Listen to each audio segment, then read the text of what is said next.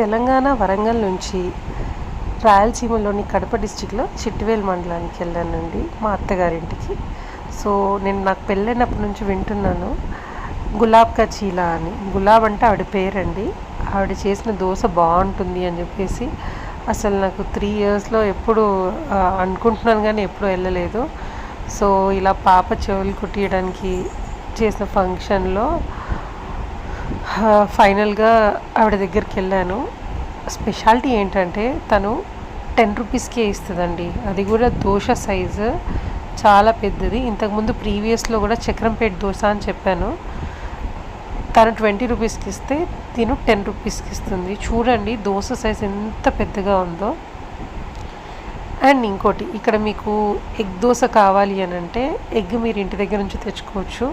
Maximum ఇక్కడ చుట్టుపక్కల వాళ్ళందరూ ప్లేట్స్ తీసుకొని వస్తారండి చిన్నపిల్లలు వేసుకొని వెళ్ళడానికి. సో ఇళ్ళ మధ్యలో ఉన్నందువలన ఈమెకి చాలా డిమాండ్. అందరితో పాటు ఈమెది కూడా ఒక ఇల్లు ఉంది సపరేట్గా. అంటే ఇంత తక్కువకి ఎలా ఇస్తున్నారు, ఇది ఎలా చేస్తున్నారు అని అడిగి తెలుసుకున్నాము. తను ఏమందంటే వండిన అన్నము కూడా వేస్తారంట వాళ్ళు మినుములతో పాటు.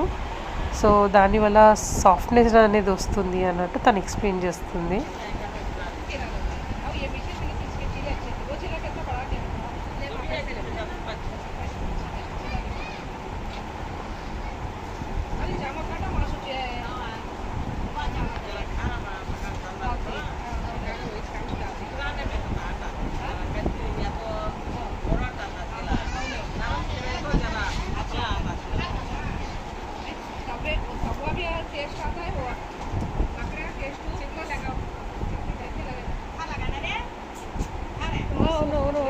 సో దిస్ ఈజ్ గులాబ్ కా చీలా అండి.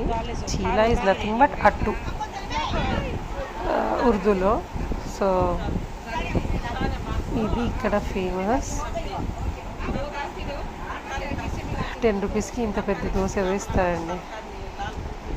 సో ఇది దీని స్పెషాలిటీ.